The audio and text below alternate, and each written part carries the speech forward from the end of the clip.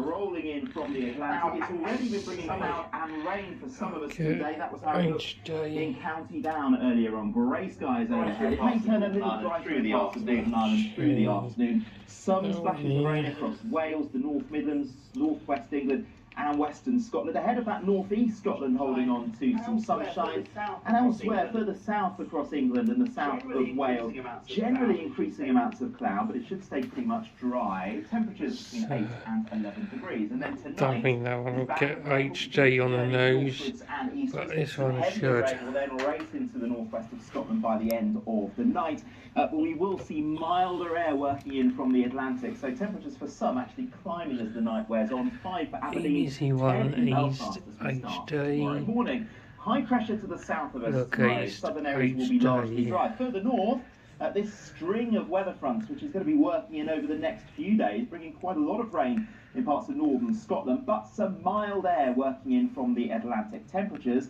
will be above the norm for this point in early February, but some really wet weather tomorrow across the northwest of Scotland, particularly up over high ground. Eastern Scotland a little drier and brighter.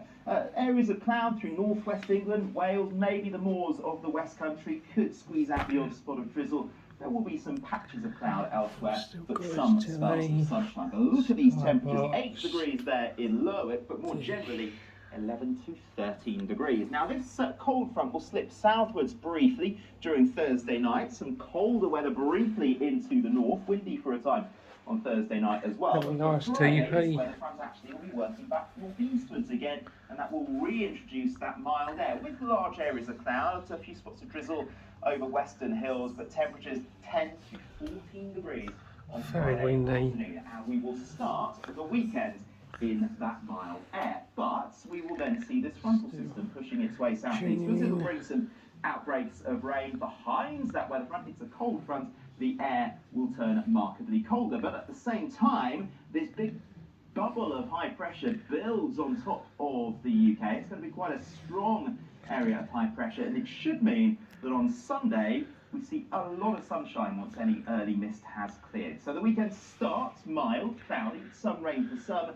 The end of the weekend will be a little bit colder, but much brighter. Some more winter sunshine on the way.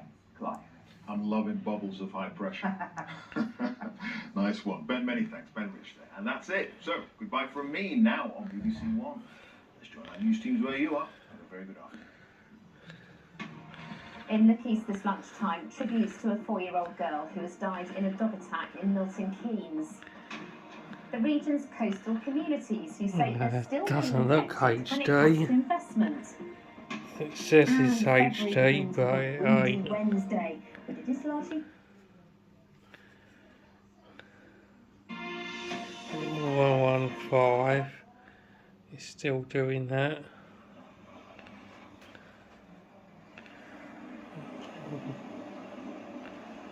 $101. in Keynes. Police were called to a house on the Menfield estate yesterday evening. No arrests have been made. Our reporter Helen Mulroy is there now. Helen. Yes, there's a lot of activity this morning on this narrow street in the Netherfield area of Milton Keynes. Members of the local and national press are here. There's a heavy police presence at the house behind me, including forensic officers that have been coming and going this morning. Also, local residents and members of the community have been It's definitely a better picture than what it was. As the devastating news that a 4-year-old girl has died after being attacked by a dog at the house behind look, East isn't HD yet. Yesterday.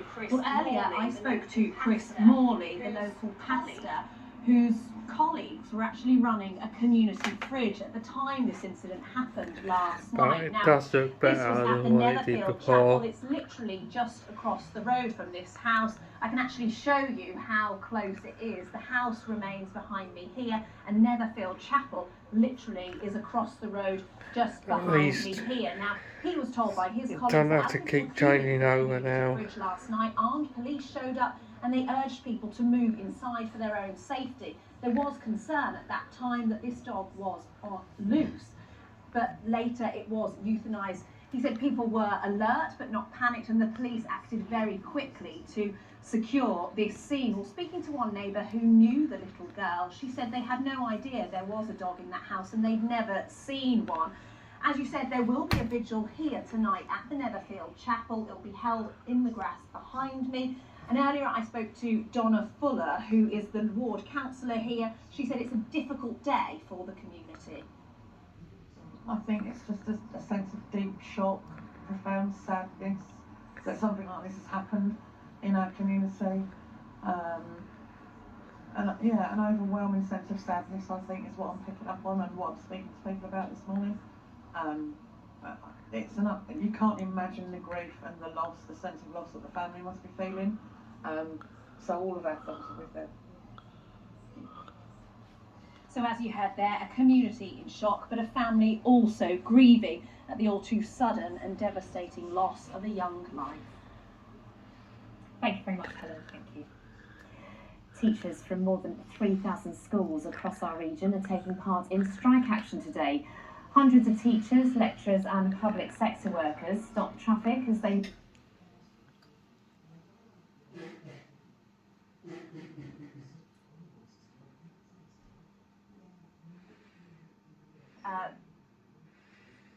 about 10 years of lack of investment in the profession. They worked absolutely solidly during the pandemic to keep children in education, to support families and young people. And the government has not put their money where their mouth is. And it's not just teachers who are on strike. Civil servants, university staff and railway workers are also staging walkouts. Greater Anglia, East Midlands trains, Thameslink and Great Northern services have been affected. The government says it's not fair for public sector workers to get above inflation pay rises when prices are rising for everyone. Ipswich